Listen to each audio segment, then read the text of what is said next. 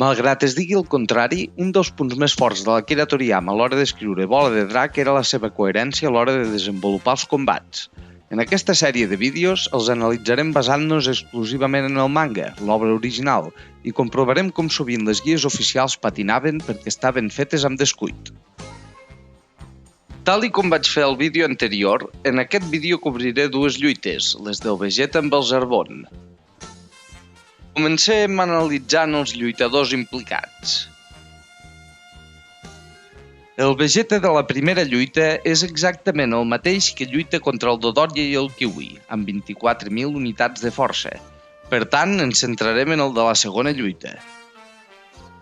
Com a lluitador, l'únic que canvia és que el seu poder s'incrementa fins a superar les 30.000 unitats. Segons la versió del manga, en aquesta vinyeta hi veureu escrit 20.000 o 30.000. Això és degut a que les 20.000 foren un error del Toriyama al manga original, reconegut i corregit pel propi autor en versions posteriors, com l'edició definitiva, on es va canviar per 30.000.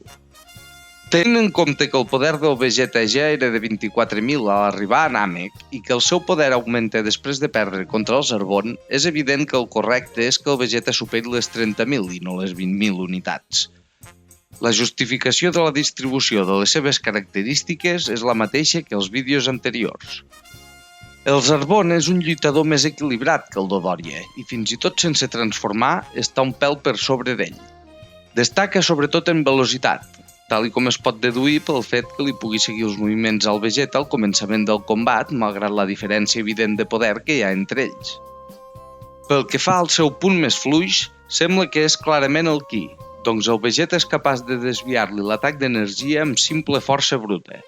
Val a dir que era un atac llançat amb velocitat, és a dir, sense concentrar l'energia gaire estona, com el Kamehameha del Goku contra el Nappa, perquè l'objectiu era tocar un Vegeta que es movia molt de pressa, però sens dubte és l'aspecte on la diferència entre tots dos sembla accentuar-se més.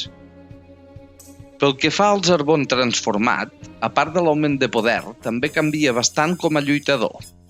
Costa jutjar-lo perquè lluitava creient-se superior al Vegeta i cau víctima del seu joc brut abans no pugui demostrar-nos de què és capaç, però tot i així sí que podem deduir unes quantes coses. Destaca en defensa, tal com podem veure pel fet que malgrat rebi un atac per sorpresa del Vegeta després que el deixi sec amb la sorra i un munt d'atacs d'energia més, encara pot sortir en condicions per lluitar. Els seus atacs de Ki milloren prou com perquè el Vegeta passi de desviar-los amb simple força física a haver-los d'esquivar, però el fet que els esquivi també demostra que segueixen sent la característica més feble del Zarbon. I tot i que la velocitat li cau relativament si el comparem amb la seva forma anterior, sempre es mostra molt més ràpid que el Vegeta, que és incapaç de reaccionar als seus moviments.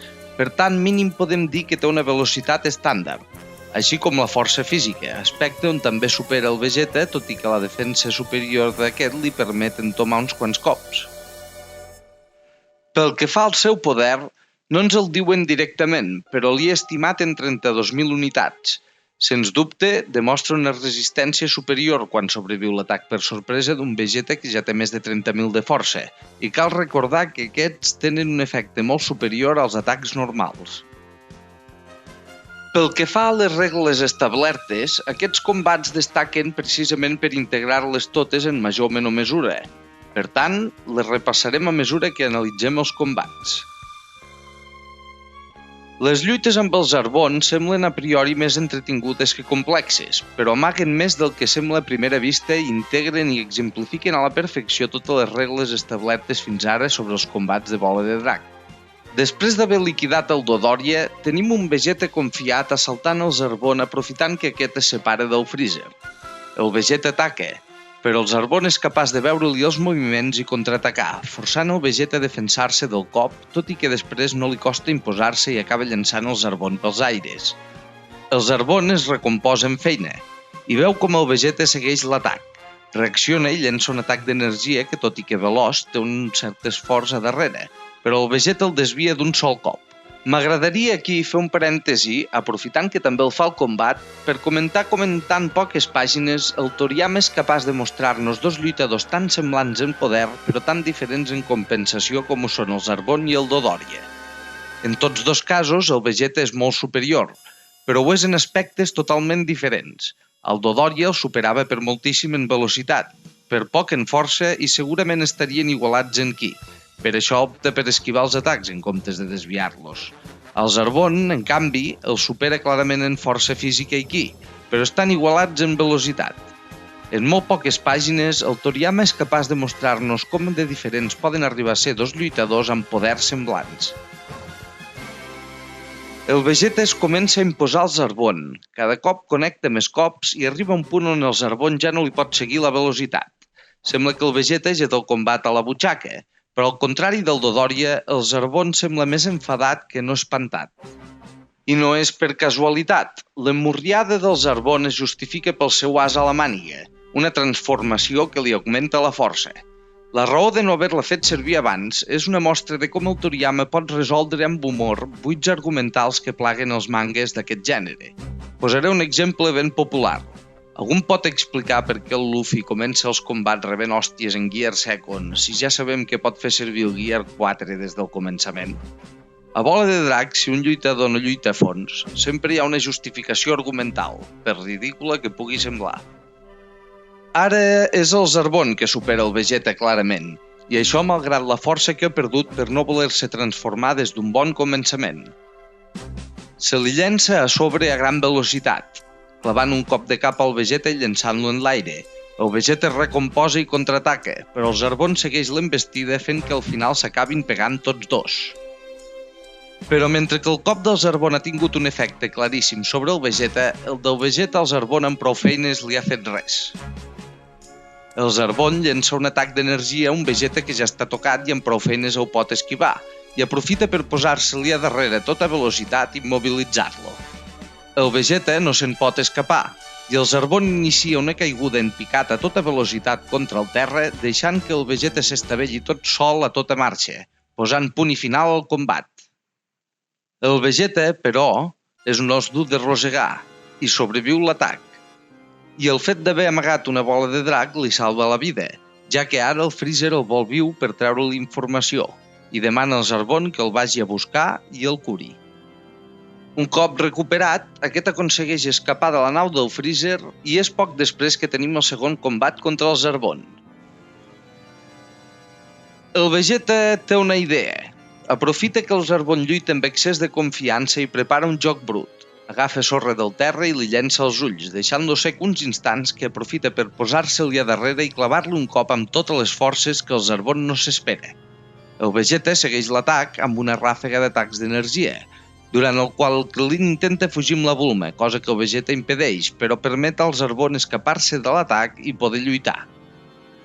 El problema pel Zarbon és que ja s'ha debilitat molt, i no té en compte que els Saiyans augmenten molt la força cada cop que queden ferits.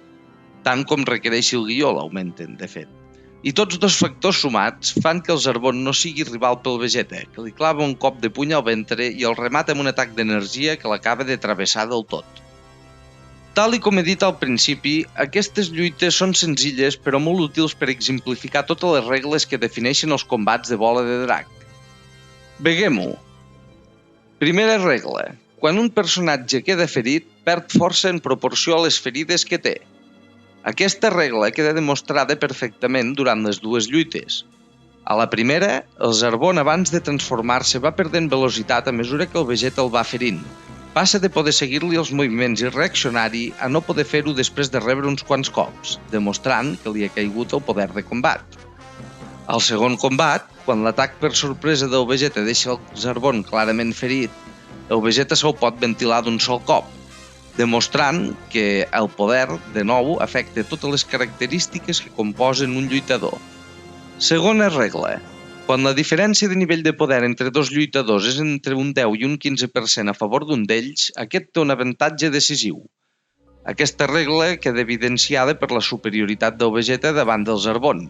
Si tenim en compte que el Dodòria ja era clarament superior al Vegeta de la Terra, que el Zarbon destransformat encara és un pèl més fort i com de superior segueix sent el Vegeta comparat amb tots dos, el que vam veure al combat entre el Gohan i el Raditz es referma. Això és important tenir-ho en compte, doncs és un punt que la majoria d'estimacions oficials i dels fans no respecten. Tercera regla. Els atacs per sorpresa tenen un efecte molt superior al que tindrien els mateixos atacs en condicions normals. Aquesta potser és la que queda menys clara de totes. No és que l'efecte de l'atac per sorpresa del Vegeta no sigui evident, però comparat amb altres atacs inesperats de la sèrie, aquest té menys efecte. Ara bé, també s'ha de tenir en compte que els altres solen ser atacs totalment inesperats, mentre que aquí el Zarbon ja es devia imaginar que el Vegeta l'atacaria i es pot argumentar que estava una mica més preparat pel cop. Quarta regla. Quan un personatge sofreix un canvi dràstic al seu poder, no podrà saber com de fort és fins que ho comprovi posant-se a prova.